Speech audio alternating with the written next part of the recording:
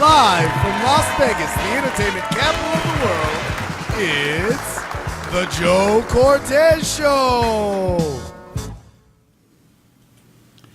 Well, welcome to the Joe Cortez Show here in Las Vegas, Nevada, the entertainment capital of the world. And of course, today we have a special guest, Darien Washington. I can tell you a little bit about Darien.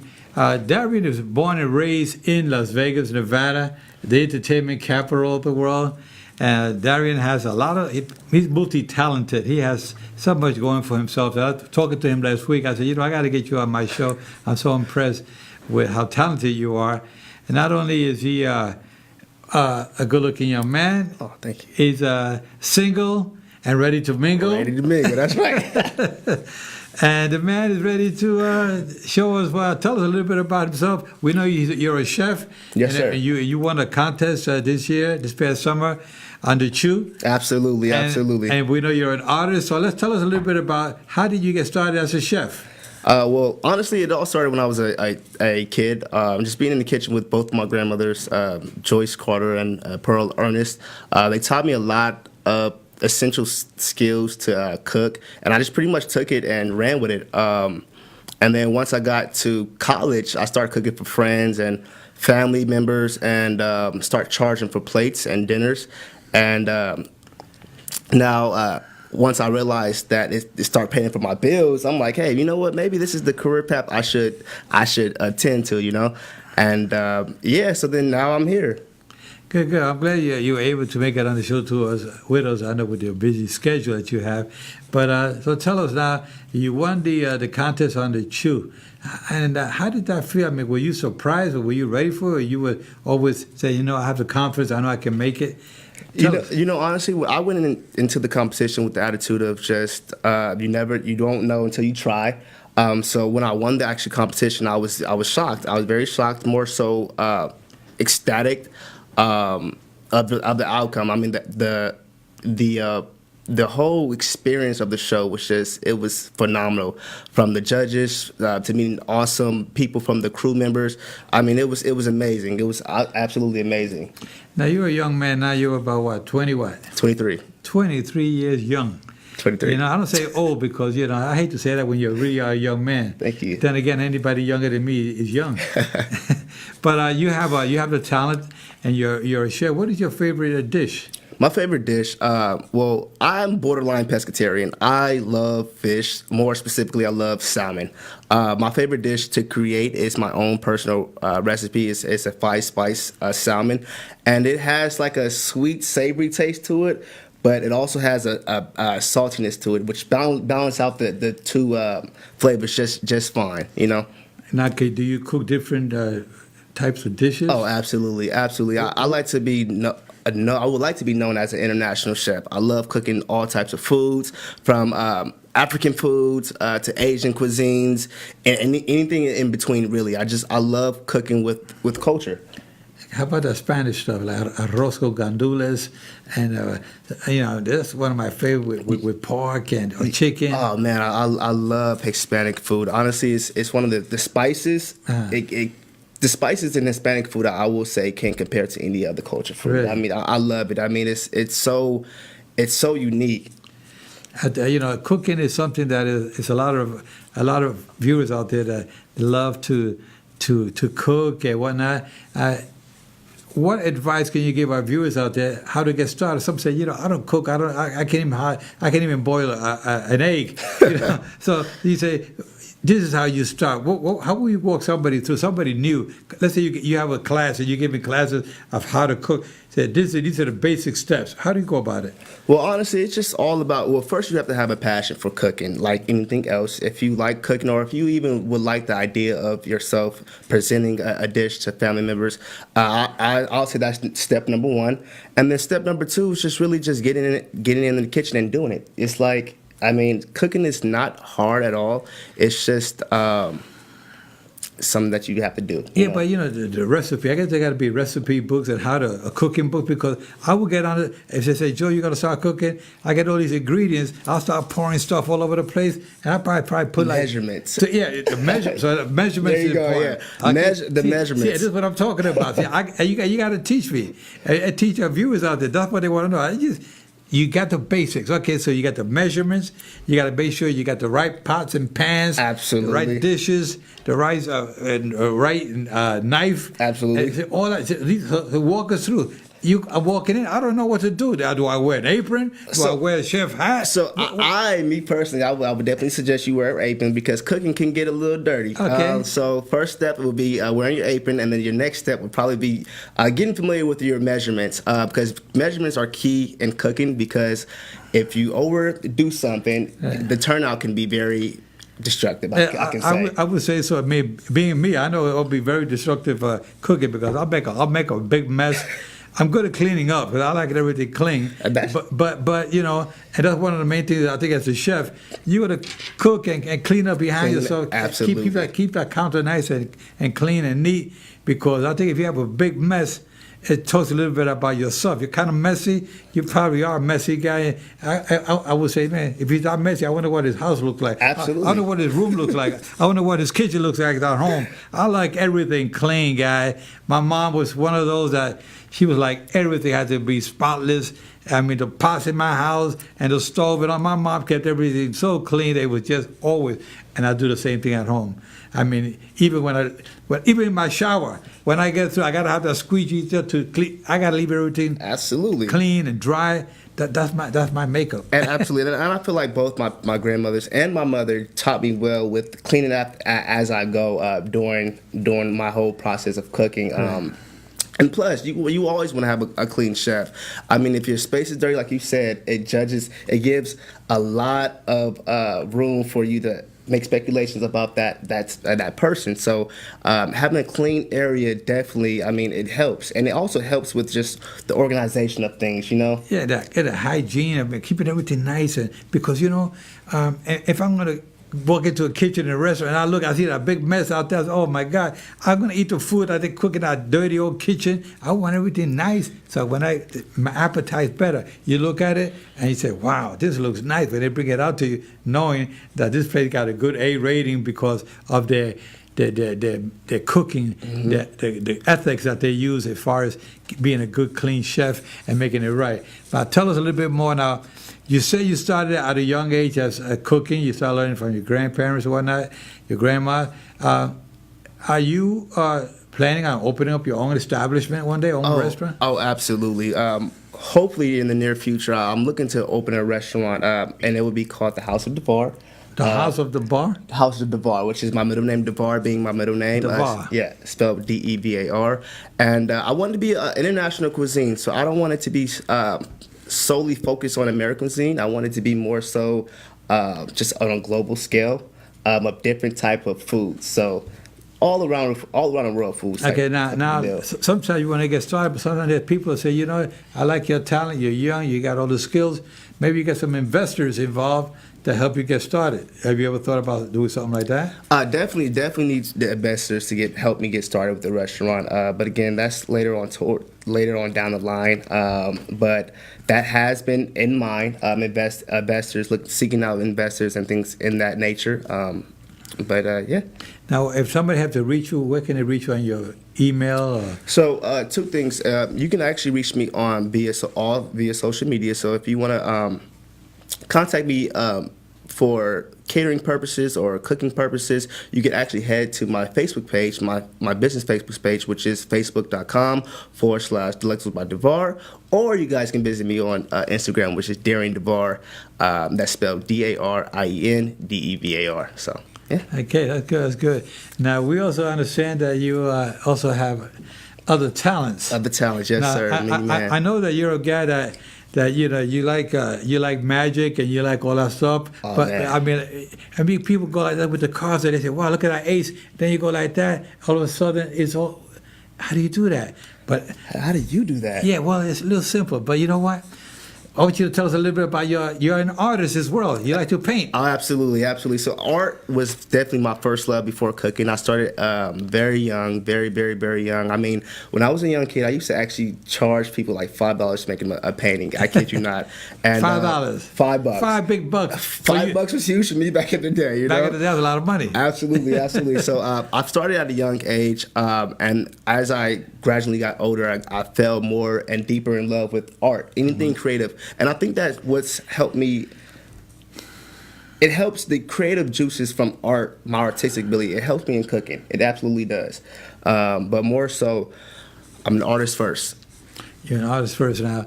Talking about art, I mean, I know people have a passion for art. I wish sometimes I get a little pad and I start, drawing something, and it looks like crap. I mean, really bad, But you started with your art, and what kind of art do you lean towards? So I would like my art is best associated with more so of the pop art. I guess you can make a comparison to my art against Andy Warhol, which was the father of pop art. Right. So I love vibrant colors. I love anything that's pop culture that's in the now. That's what I tend to focus on and to draw things on. So. Well, let's show the viewers out there. We have a piece of artwork absolutely. Let's here do it. behind us, and this is what it looks like. Now you can tell us a little bit about this. So absolutely, like I said, my art, I love colors. I love when the colors can bring an art piece to life. And so right here we have a prominent person, Jay-Z. He's a rapper, and his lovely wife Beyonce, which is a icon of a singer. And the OTR 2 means On the Run 2 is showcasing their world-renowned tour that's going on right now. So, yeah. Right, good. We love that. That's beautiful. That's a beautiful piece of artwork. Absolutely. Now you also have another piece here on the side there. You can share it out with us as well? So again, she's a pop R&B artist. Her name is SZA. And again, there you go. You guys see the colors, the vibrant colors that brings the painting to life. Also, you guys, each paintings that I have or I create, I incorporate a 24 karat gold leaf. And with that being said, a 24 karat gold leaf is that shiny metallic gold, and I incorporated that on each of my paintings. So I think it's pretty cool. I mean, it's shiny, and also it matches with the vibrant colors that I paint with. So, well, that's really very impressive. Thank you. So, Thank you. If viewers out there, the reason why, like I said, I wanted to bring Darien on the show was because when I met him last week, we were talking about his projects and his cooking and the things that he was able to accomplish. And you know me, guys, if you know me, the real Joe Cortez, not the referee, not the guy who's fair but firm, but the guy who's really caring and loving as well. I care about people, and I saw Darien. I said, Darien, he reminds me a lot of my grandson, and he's very talented in his own world with sports. He's mainly into football, but I like to share your talents with the viewers out there because this is what gets you to another level. Being on the show like this, and viewers can see who you are. You're a nice, intelligent young man. You have an inspiration to do something down the line, and that's what we need more of in the communities, not only here in Las Vegas but around the world, to share our talents and get the young folks out there to move ahead and make this a better world. Now I know that, like yourself, when I started out, I was a youngster. There was a fighter named Gaspar Indian Ortega who gave me a start, gave me a push on becoming a fighter. And of course, by the time I was 17 years old, I already had won 6 Golden Glove championships. The Easterns, the New York, the Nationals. Then I turned pro at a tender age of 18, and all because I was inspired by a gentleman of Gaspar Indian Ortega.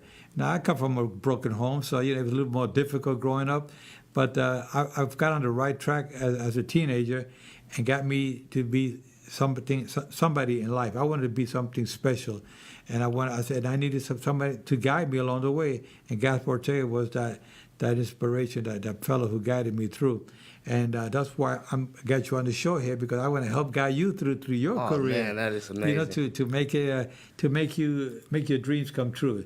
Absolutely. We all have that dream of being somebody. You got to follow your dream, but you have to give it all you have. You just can't sit down and let somebody else do the cooking for you. Right. You do the cooking yourself, because that's what you love to do. That's why you want to be one of the best in the world. So that's something that you want to chew. that you on TV, that's a special program. Oh, I mean, absolutely. Not everybody can become number one on the show. Absolutely. You had like how many? 20 other chefs. 20 on the other show? competitors, yes. 20 yes, other sir. competitors. Yes, sir. And you beat all these guys. Yes, sir. Were they happy with you, or they kind of like? You know, they were actually happy. We it's funny that you say that now, and I thank God because I met so many amazing people while I was on the show, especially the competitors. We actually have a group chat now that we still communicate with each other and just push each other's to our limits. And they were all supportive when I won. Well, they were very all supportive. Now, who were some of the named chefs that were involved in this program? I'll say so. We have some cool chefs that I met. Chef Manit was there, chef, and Chef Manit is actually a world-renowned chef. She's also a television personality. I'm not sure if you heard of the show Iron Chef. Yeah. She's actually one of the judges on that show. And then my mentor as well, Chef Josh Capone was there. Chef Amanda, which is super amazing. Chef Fabio was there as well. And it was just all around. It was an experience that I treasure for the rest of my life. So now these chefs are looking at you and they're saying, "Wow, you young man got talent. You came out Absolutely. number one. You got the talent, and I guess they're going to try to hopefully help you on down the line to get you on the right track." Absolutely. I mean, I plan on moving to New York towards the end of the year, where I'll be actually starting culinary school at one of the prestigious schools out in the country. It's called the Institute of Culinary Education, ICE. So through the show, I won the scholarship, which allowed me to go to that great school for free. And through that as well, I'll be mentoring with Chef Manit and Chef Josh Capone. And I mean, I'm still on a cloud right now. It's just an amazing feeling just to be at this level right now. And that happened this summer. Yes, this summer. A couple of months ago. Absolutely. So now you're going to New York City. New York. New York, you know. York. So nice, they named it twice. so you're going to be in New York, and you're going to be there, the finest restaurants. I mean, we got some fine restaurants here in Las Vegas, as you well know. Absolutely. Absolutely. So once you get things rolling in New York, I mean, there's some places in New York City down restaurant road or restaurant street. Oh, yeah. They have all these restaurants lined up one after the other, And I don't know if you've been there yet, but it's an amazing street to go to. You see all these fine restaurants, but then you go all over New York City, and then you're in the tri-state. You go to Connecticut, New Jersey, and I mean it's just beautiful where you can get to taste some of the great food that's out there. I mean, you fans, you viewers that are watching from New York, you know what I'm talking about. But then again, the people that live here in Las Vegas can tell you when you come to Las Vegas for a meal, you're going to get real special. Absolutely. I mean, the meals here are unbelievable. Some of these restaurants they have here. Especially on the Strip, man. I mean, there's some phenomenal restaurants Which here. is some of your favorites here on the Strip? Well, honestly, I've been to the one that's in the Paris. I forgot the name, honestly, but the food was phenomenal, as well as the experience. Now, with me, when I go into a restaurant, I not only critique the food, but I'm also looking for the experience of the restaurant. And the hospitality that the servers and everyone showed me was incredible. It was very incredible. Well, I got a couple of friends here in Vegas that are chefs at some of the main restaurants here, and I want to take you to one of that I particularly like, the Nine. Actually, it was the Nine Steakhouse. Now it's called the One Oak, something like that. It's at the Palms Hotel, and you're gonna love going there. Absolutely. Yeah, and see how they do it. I'll take you back in the kitchen, and my friend will show you around there. It's just awesome. Unbelievable. It's a date. But I can tell you that talking to you today, I can see how inspired you are with your career and where you're going. And if you're going to New York City, you said that's in December. Yes. You're going to be there for how long? For 2 years, staying in downtown Manhattan. Downtown Manhattan. Absolutely. The rents are pretty high there. Oh, man, it's ridiculous. You probably end up sleeping back in the kitchen someplace. But you will. I'm sure you'll find some good locations and good people that will bring you in and teach you the ropes. Just learn all you can and learn a little bit about New York. We don't want you to stay there. Come back here to Las Vegas, where we can continue using your talents as a chef. But I can see your paintings like this in your own restaurant, and on a big wall with lights that people will be like, it'll be like a museum type of You know what? That's an art gallery, idea. art gallery type of restaurant. So you walk in there, you're not walking into just a plain old restaurant. You walk into a restaurant that has this beautiful artwork from the chef himself. you know? Oh, wow, And, man, that's and it'd be not like a display of all this beautiful artwork. I mean, what you got back here, this is just unbelievable stuff. Thank you. So I can see a name like maybe Darien, the artist, with food and paintings. You know, they'll have a big billboard someplace all throughout the strip of Las Vegas, and you'll be watching and say, man, I got to go to that restaurant. Now the guy's a chef. He's one of the best artists in the world. Oh, man, thank you, Joe Cortez.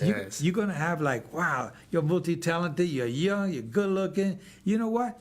You maybe be ready for Hollywood, create your own reality show. How about that? I love it. Let's do it. Let's do it, man. Let's do it. The guy has his own reality show, the chef, the ref and the chef. The ref and the chef. Okay?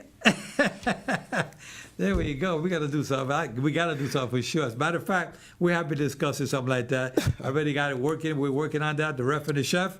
And we are already working with the trademark. All the papers have been put in, the copyright. All of that has been done because the ref and the chef is going to be one of my projects in the very near future. And, of course, I know you're going to be like one of the first ones to be on the show. Oh, man. The ref and the chef. The ref and the chef. In a makeshift boxing ring. The ref, I'm going to have two chefs in there, and I'm going to be in between these two guys. It's going to be like, I'll make it look like it was a real boxing event. And I'm going to be giving these guys, making sure they abide by the rules. Then we got the judges going to be tasting the food. Mm-hmm. You guys out there listening, it's going to be a hell of a show. The ref and the chef. You can imagine a show like that here in Las Vegas, the entertainment capital of the world, and then we make a nice reality show, brings all these chefs on. Bring them on, guys. Let's do it. We're going to do it with the ref and the chef, okay? You guys heard it first. Okay, Here. you heard it first here. That's right. But we're going to have a lot of fun, you know, Darien. Going back to your upbringing, now you came up as a young man here in Las Vegas. Absolutely. And which schools did you go to here in Vegas? So I actually graduated high school. Let's start off with middle school. I went to Sedway Middle School, which is in North Las Vegas, and then I went to for high school. I went to Canyon Springs Law Preparatory Academy. And that's also in North Las Vegas, and which is where I graduated as well. And then upon my graduation of high school, I went ahead and got a full ride to Central Arizona College. Then after I left that, did a whole year there. Transferred to Arizona State University, Forkham, Sun Devils, and I'm here now. I honestly, which is crazy, coming into Arizona State University, I declared my major as a public policy law major, and I know what you guys are thinking. It's totally different from the whole culinary world, because it is, but it's something that I'm very passionate about, and once you're passionate about something, no matter which road you guys are on, just stick to the one that you're actually most excited about, which is, for me, is cooking and my art. Yeah, no, there's no question about it. For me, as far as I can see, you can't miss. You really have all the talent. You're very passionate about what you're doing. And that's what we need more of today, young men like yourself that can be an inspiration for and be a leader. Some people want to be followers. I don't buy that. You got to be Absolutely. A leader all the time. Try to be always ahead and make sure that you can, because you have your dream, you got to follow your dream. Absolutely. So if you're not going to be in the background where, oh man, somebody going to knock on my door, they know I'm a cook. No, you got to go out there. You got to start knocking on doors. You got to go get it. You got to go get it if you want to make it happen, And being that you're single, there's going to be a lot of opportunities for you out there. Being that you're single, you say you want to mingle, right? Single, and I am ready to mingle. There you go. I was my boy, one of my engineers here, Rick was saying before, he's single, he can mingle, So we have a great crew that are helping us out with our projects. We're so pleased that we're all on the same page. Our thing is about helping people, help them, give them that push so they can get on their life, get on the right track.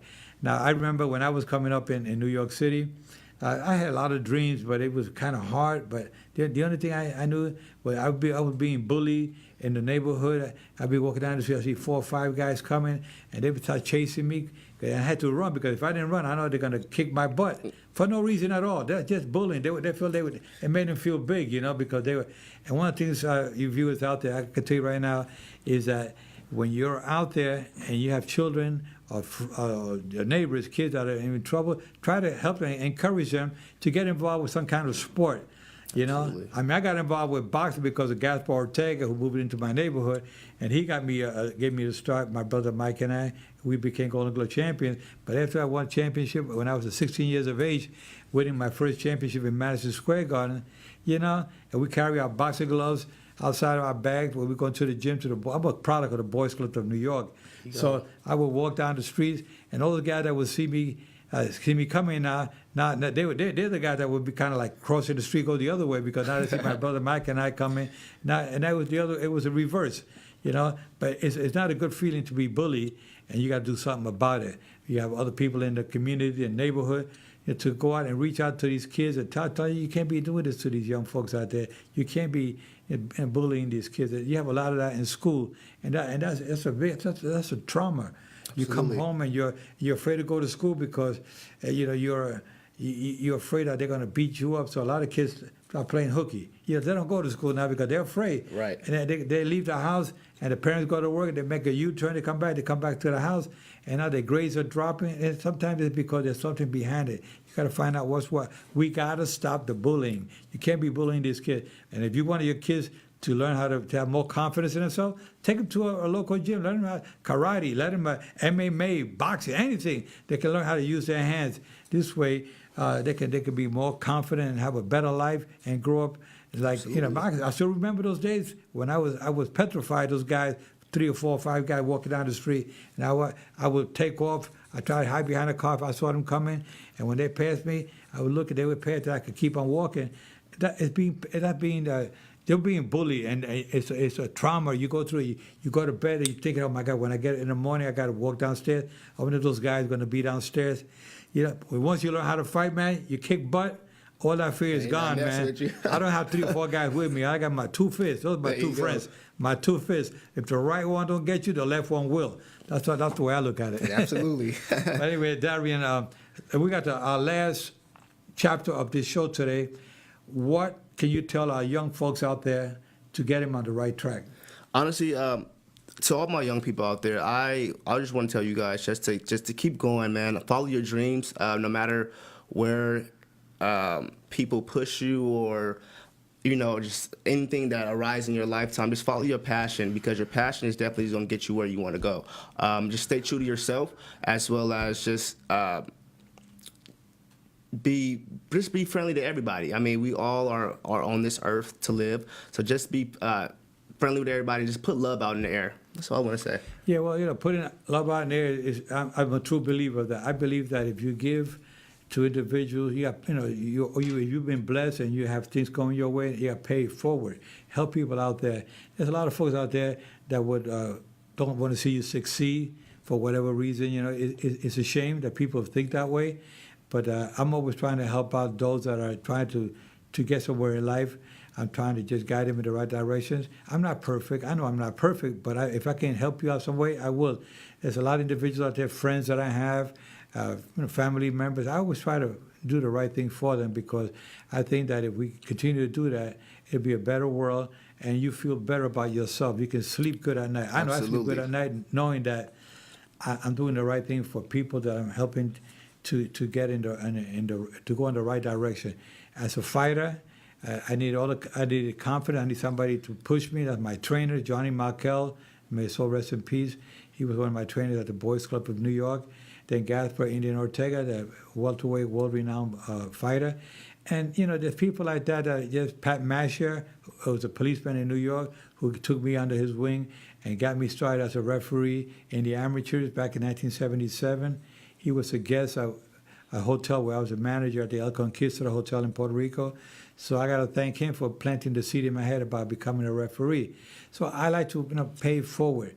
I got so many individuals out there, Pat, Russell Mora, Benji Estevez, Kenny Bayless, Tony Weeks, Bob Bird, Vic Draculich, Jay Nady, and Ricky Gonzalez. There's so many young fighters. Mike Ortega, my godson, the son of Gasparini Ortega. I try to get all these guys on the right track to help them out and get them started in their careers, you know? Absolutely. And I'm sure you're going to be doing the same thing. You'll be paying it forward down the line as well. Absolutely. I'm looking forward to it. Well, anyway, fans, all I can tell you is that I want to thank you so much for tuning in today. And our show is very special. Every week I try to have a different guest on, not necessarily boxing, but if you want to watch boxing, go to my favorite firm show on Facebook, on YouTube. Take care, guys. Love you. Talk to you next week. Keep your guards up at all times. You're my champ. There we go.